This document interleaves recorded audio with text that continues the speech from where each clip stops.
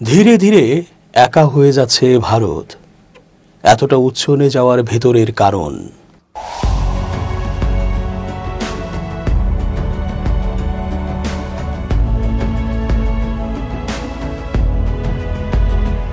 আসসালামু আলাইকুম প্রিয় দর্শক, আমন্ত্রণ আজকের আলোচনায়। চেঞ্জ টিভির আন্তর্জাতিক চোখ অনুষ্ঠানে এস জে রতন স্বাগত জানাচ্ছি। ভারতের মোদির জন্য এই অবস্থা দেশটির। মানুষগুলো কিন্তু চায় বাংলাদেশ সহ অন্যান্য পড়শি দেশগুলোর সাথে ভারতের সখ্যতা থাকুক, কিন্তু মোদি তো চায় না। মোদি চায়, তবে তার মতো করে চায়। যে চাওয়াতে বিরোধ আছে, শুধু মোদির ক্ষমতায় থাকার স্বার্থ আছে, আর আছে হিন্দু মৌলবাদী ও জঙ্গিবাদী মরণ খেলা। সেখানে মুসলিমদের ওপর কী নির্যাতন নিপীড়ন করা হচ্ছে, এছাড়া খ্রিস্টান বৌদ্ধ সহ অন্যান্য দল মতের ওপর নিষ্পেষণ চালাচ্ছে মোদি। এই অবস্থায় পড়শি দেশের ভালো মন্দের ভাগিদারও হতে চাইছে না দেশটি, ফলে রোষানলে পড়ছে। বাংলাদেশের কথাই ধরা যাক। যেখানে বাংলাদেশের মানুষ হাসিনার শাসনের পতন ঘটিয়েছে, সেখানে মোদি খুনি হাসিনা ও তার চেলাদের ঠাঁই দিয়েছে তার দেশে। এখন ফিরিয়ে দিতেও গড়িমসি করছে। এভাবেই পড়শি অন্যান্য দেশগুলোর সাথে আচরণ করছে মোদি ও ভারত। ফলে ধীরে ধীরে একা হয়ে যাচ্ছে তারা। এর আরও গভীরতর কারণগুলো বিশ্লেষকগণ নিখুঁতভাবে তুলে এনেছেন নানা কথামালায়। ভারত নিজেকে দক্ষিণ এশিয়ার প্রধান নিরাপত্তাদাতা এবং একটি স্থিতিশীল ও সমৃদ্ধ অঞ্চলের নেতা হিসেবে বিবেচনা করতে চায়। তবু ভারতের হস্তক্ষেপ ও নীতি বঙ্গোপসাগর থেকে হিমালয় পর্যন্ত বিস্তৃত ছোট রাষ্ট্রগুলোর ক্ষোভ আরও বাড়িয়ে তুলেছে। ভারতের কঠোর কৌশল, বিশেষ করে পাকিস্তানের সঙ্গে সিন্ধুর পানি চুক্তি একতরফাভাবে স্থগিত করা, নেপালের ওপর অর্থনৈতিক অবরোধ আরোপ করা এবং বাংলাদেশের রাজনৈতিক হস্তক্ষেপ প্রতিবেশী ছোট রাষ্ট্রগুলোতে ক্ষোভের জন্ম দিচ্ছে। ভারতীয় আধিপত্য এবং এর ফলে সৃষ্ট প্রতিক্রিয়ার স্পষ্ট প্রমাণ এরই মধ্যে বাংলাদেশে দৃশ্যমান হয়েছে।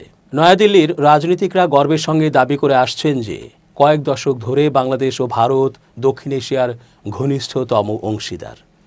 1971 সালে তৎকালীন পশ্চিম পাকিস্তান থেকে পৃথক হওয়ার সময় বাংলাদেশের স্বাধীনতাকে সমর্থন করেছিল ভারত। একই সঙ্গে তখনকার জনপ্রিয় রাজনৈতিক দল আওয়ামী লীগকে অকুণ্ঠ সমর্থন দেয় নয়াদিল্লি। এরই অংশ হিসেবে বাংলাদেশের নিরাপত্তা ও অর্থনৈতিক নীতির ওপর গভীর প্রভাব বিস্তার করে আসছে ভারত। তবে 2024 সালে সেই কৌশলগত বিনিয়োগ ধসে পড়ে, যখন বাংলাদেশের তৎকালীন প্রধানমন্ত্রী শেখ হাসিনা ক্ষমতাচ্যুত হন। তাকে এই অঞ্চলে ভারতের সবচেয়ে বিশ্বস্ত রাজনৈতিক মিত্র বিবেচনা করা হতো।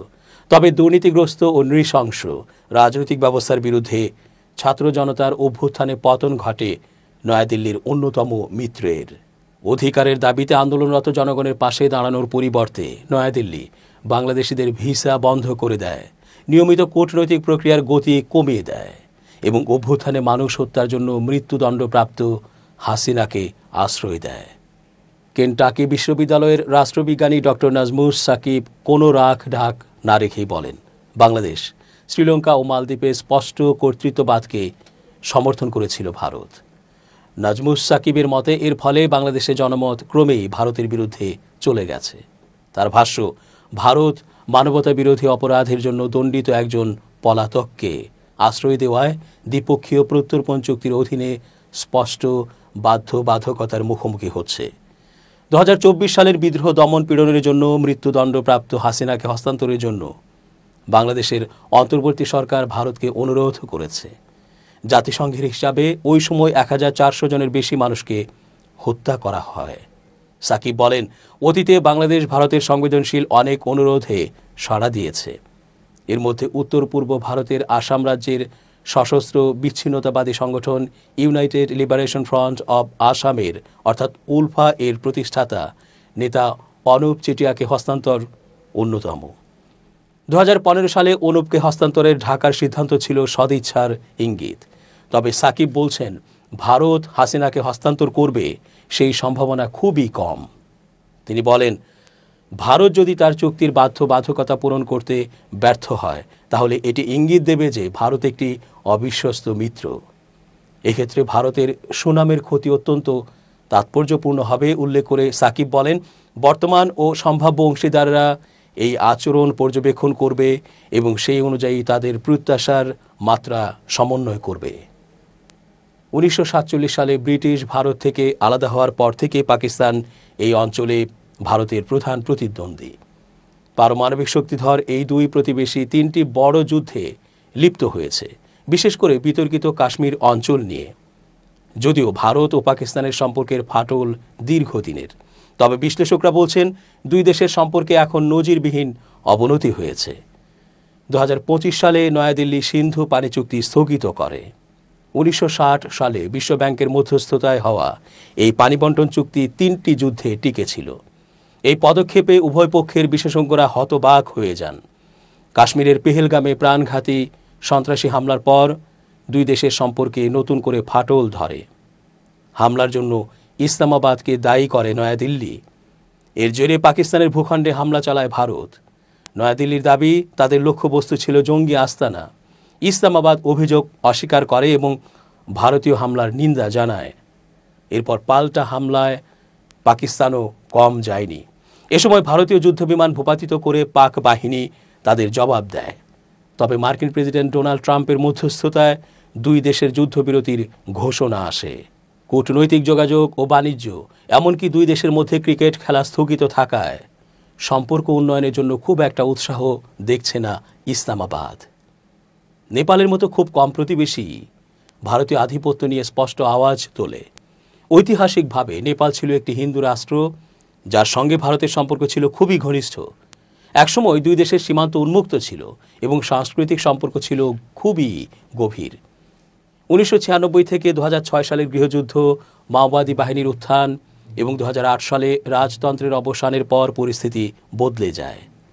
এরপর থেকে কাঠমান্ডু আরও স্বাধীন পররাষ্ট্রনীতি অনুসরণ করেছে, যা নয়াদিল্লির জন্য হতাশার কারণ হয়ে দাঁড়িয়েছে। 2015 সালে ভাঙন আরও জোরালো হয়। ওই সময় নেপালের দক্ষিণ সীমান্তের মাধেসি গোষ্ঠীর আন্দোলনের সময় সীমান্তে অনানুষ্ঠানিক অবরোধ আরোপ করে নয়াদিল্লি। ভারতের সঙ্গে গভীর সম্পর্ক রাখা গোষ্ঠীটি নেপালের নতুন সংবিধান নিয়ে অসন্তুষ্ট ছিল। ওই সময় ভারত থেকে নেপালে জ্বালানি, ওষুধ ও প্রয়োজনীয় সরবরাহ অনেক কমিয়ে দেওয়া হয়। তবে অবরোধের পেছনে কল কাঠি নাড়ার অভিযোগ অস্বীকার করে ভারত। তবে এতে দেশটির ভাবমূর্তির ক্ষতি হয়েছিল গুরুতর ও স্থায়ী। নেপালে 2025 সালের রাজনৈতিক বিদ্রোহ পুরনো বিষয়গুলোকে পুনরুজ্জীবিত করেছে। নয়াদিল্লির খুব কাছাকাছি বলে মনে করা নেতাদের একপাশে সরিয়ে দেওয়া হয় এবং আগে স্থগিত থাকা চীনের belt and road initiative BRI প্রকল্প পুনরুজ্জীবিত করে নতুন প্রশাসন।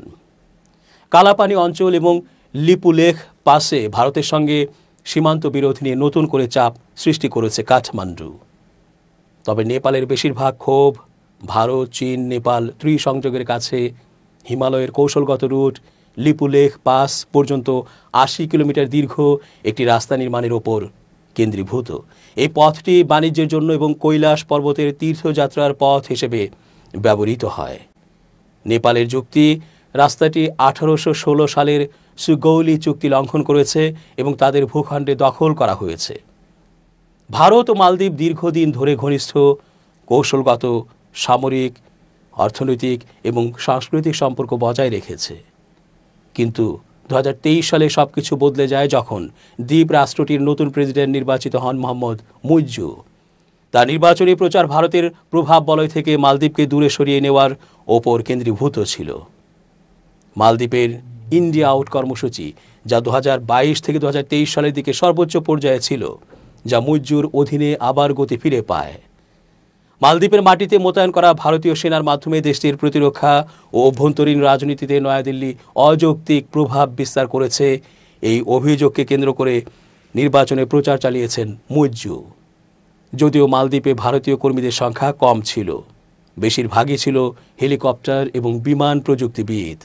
তবে এর রাজনৈতিক পরিণতি ছিল বিশাল। মুইজ্জু একে পুঁজি করে প্রকাশ্যে ভারতীয় সেনা প্রত্যাহারের চাপ দেন এবং অবকাঠামো ও নিরাপত্তা অংশীদারত্বের জন্য চীনের দিকে ঝুঁকে পড়েন। শ্রীলঙ্কার জাতীয়তাবাদী ও বামপন্থী রাজনীতিকরা নির্বাচনে ভোট পেতে প্রায়ই ভারত বিরোধী বক্তব্য ব্যবহার করে থাকেন। এর ফলে অতীতে ভারতের সঙ্গে কূটনৈতিক সম্পর্কে টানাপোড়েন দেখা দিয়েছে। বিদেশি মুদ্রার তহবিল কমে যাওয়া, ক্রমবর্ধমান মুদ্রাস্ফীতি, জ্বালানি ও ওষুধের ঘাটতির কারণে 2022 সালে শ্রীলঙ্কার অর্থনৈতিক পতন ঘটে। এতে সাবেক নেতা গোতাবায়া রাজাপাকসে ক্ষমতাচ্যুত হন। এটি ছিল দক্ষিণ এশিয়ায় কয়েক দশকের মধ্যে সবচেয়ে বড় সংকটগুলোর মধ্যে অন্যতম। তখন ভারত প্রথম ত্রাণকর্তা হিসেবে আবির্ভূত হয়। দেশটি $4 বিলিয়ন ঋণ, জ্বালানি সরবরাহ এবং প্রয়োজনীয় জিনিসপত্র শ্রীলঙ্কাকে সরবরাহ করে। কলম্বোর ভেরিটে রিসার্চের সিনিয়র প্রোগ্রাম কোঅর্ডিনেটর মালিন্ডা মিগোডা বলেন, ওই হতাশাজনক মাসগুলোতে প্রথম প্রতিক্রিয়াশীল দেশ হিসেবে ভারতের ভূমিকাকে অবমূল্যায়ন করা যায় না। কিন্তু শিগগিরই বিতর্ক শুরু হয়। একটি প্রধান বিষয় ছিল মান্নার ও পুনেরিনে আদানি বায়ুবিদ্যুৎ প্রকল্প। শ্রীলঙ্কার সমালোচকরা অভিযোগ করেছেন, নয়াদিল্লি এই চুক্তির জন্য ব্যাপকভাবে তদবির করেছে এবং স্থানীয় বিকল্পের তুলনায় শুল্ক উল্লেখযোগ্যভাবে বেশি ছিল। ভারতের প্রধানমন্ত্রী নরেন্দ্র মোদীর বিরোধীদের যুক্তি, গৌতম আদানির সঙ্গে মোদীর সম্পর্ক প্রায় 20 বছর আগের। তারা একই রাজ্য গুজরাটের বাসিন্দা। ঘুষ ও জালিয়াতির অভিযোগের তদন্ত থেকে আদানি ও তার ব্যবসায়িক সাম্রাজ্যকে রক্ষার অভিযোগও রয়েছে মোদী সরকারের বিরুদ্ধে, যদিও তারা অভিযোগ অস্বীকার করেছেন। শ্রীলঙ্কা আনুষ্ঠানিকভাবে দেউলিয়া হওয়ার আগেই ভারত দেশটিকে কিছু ক্রেডিট লাইন দিয়েছিল। সেগুলো ভারতীয় প্রতিষ্ঠানগুলোর কাছে থাকা পুরনো ঋণ পরিশোধের জন্য ব্যবহার করা হয়েছিল বলেও অভিযোগ রয়েছে। কলম্বো এই দাবির বিষয়ে কোনো মন্তব্য করেনি। গবেষক মালিন্ডা মিগোডা বলেন, ভারত ও চীন উভয়ই শ্রীলঙ্কায় অস্বচ্ছ অর্থায়ন, অযাচিত প্রস্তাব এবং দুর্বল তদারকির জন্য সমালোচিত হয়েছে, যা ব্যর্থ বা স্থগিত প্রকল্প এবং জনসাধারণের অবিশ্বাস অর্জনে অবদান রেখেছে। ভারত ও শ্রীলঙ্কার মধ্যে সম্পর্ক উষ্ণতা ও টানাপোড়েনের। এর মধ্যে সবচেয়ে বেশি প্রভাব রেখেছে দ্বীপের গৃহযুদ্ধ 1980-এর দশকের শেষের দিকে। নয়াদিল্লি কলম্বো ও তামিল বিচ্ছিন্নতাবাদীদের মধ্যে একটি চুক্তির মধ্যস্থতা করার পর ভারতীয় শান্তিরক্ষী বাহিনী মোতায়েন করে। এই পদক্ষেপ দ্রুত ভারতকে সংঘাতে জড়িয়ে ফেলে এবং দ্বিপক্ষীয় আস্থা নষ্ট করে দেয়। 2000-এর দশকের মাঝামাঝি সময়ে প্রেসিডেন্ট মাহিন্দা রাজাপক্ষের অধীনে সম্পর্ক ভিন্ন মোড় নেয়। 2006 সাল থেকে 2009 সালের মধ্যে শ্রীলঙ্কা গৃহযুদ্ধের অবসান ঘটাতে গোয়েন্দা তথ্য ও কূটনৈতিক সমর্থন দিয়ে সহায়তা করে ভারত। যদিও বেসামরিক ক্ষয়ক্ষতির বিষয়ে সতর্কতা অবলম্বনের আহ্বান জানায় দেশটি। যুদ্ধ শেষ হওয়ার পরে চীনা সমর্থিত অবকাঠামো প্রকল্পগুলোতে কলম্বোর ক্রমবর্ধমান আগ্রহ ভারত মহাসাগরে বেইজিংয়ের ক্রমবর্ধমান পদচিহ্ন সম্পর্কে ভারতীয় উদ্বেগকে পুনরুজ্জীবিত করে। আজও শ্রীলঙ্কা একটি শক্ত দড়িতে হাঁটছে। প্রস্তাবিত ভারত শ্রীলঙ্কা স্থলসেতু এবং আদানি বায়ুবিদ্যুৎ প্রকল্প স্থগিত করার মধ্য দিয়ে শ্রীলঙ্কা স্পষ্ট করেছে যে তারা অর্থনৈতিক স্বায়ত্তশাসন রক্ষা করতে চায়। একই সময়ে শ্রীলঙ্কা সরকার নীরবে চীনা গবেষণা জাহাজ পরিদর্শন বন্ধ করে দিয়েছে। বিশ্লেষকরা বলছেন, এই কৌশলটি ভারতের নিরাপত্তা উদ্বেগকে প্রশমিত করার লক্ষ্যে করা হয়েছে। মেগোডা বলেন, শ্রীলঙ্কা পক্ষ নির্বাচন এড়াতে চাইছে, কিন্তু তার সীমিত ক্ষমতা, অর্থনৈতিক নির্ভরতা এবং কূটনৈতিক বার্তায় অসঙ্গতি তার জোট নিরপেক্ষ অবস্থানকে দুর্বল এবং কখনো কখনো অসঙ্গত করে তোলে। দর্শক, আজ এ পর্যন্তই। ধন্যবাদ। change tv.press, এক ফোঁটা হলুদ নেই।